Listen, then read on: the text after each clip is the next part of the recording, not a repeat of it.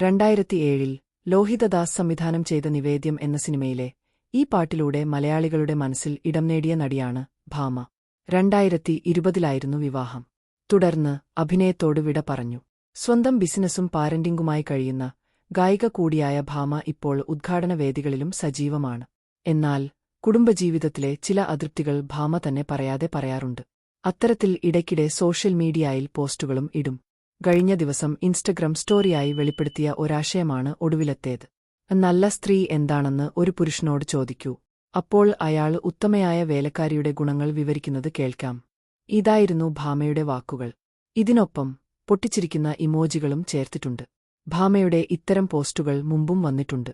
അതോടെയാണ് നടിയുടെ കുടുംബജീവിതം അത്ര സുഖകരമല്ലെന്ന ഗോസിപ്പുകൾ പരന്നതും.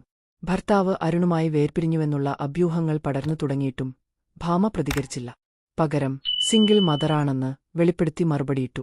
ജീവിത പങ്കാളിയിൽ നിന്നും വഞ്ചന നേരിട്ടതിനെക്കുറിച്ചുള്ള മറ്റുള്ളവരുടെ എഴുത്തുകളും ഭാമ പങ്കിട്ടിട്ടുണ്ട്. വിവാഹം കഴിഞ്ഞ് 2 വർഷം പിന്നിട്ടപ്പോൾ ഭർത്താവ് അരുണിനൊപ്പമുള്ള ചിത്രങ്ങളെല്ലാം സോഷ്യൽ മീഡിയയിൽ നിന്നും നീക്കം ചെയ്യുകയും ചെയ്തു. അതുകൊണ്ടുതന്നെ ഭാമയ്ക്ക് കുടുംബജീവിതം സമ്മാനിച്ചത് കൈപ്പേറിയ അനുഭവങ്ങളാണെന്ന് ആരാധകരും പറയുന്നു. ഈ വാർത്ത ഇഷ്ടമായാൽ ലൈക്ക് ചെയ്യൂ, ഷെയർ ചെയ്യൂ. നിങ്ങളുടെ അഭിപ്രായം കമന്റായി രേഖപ്പെടുത്തൂ. സബ്സ്ക്രൈബ് ചെയ്യൂ ബബിൾക്കം മീഡിയ.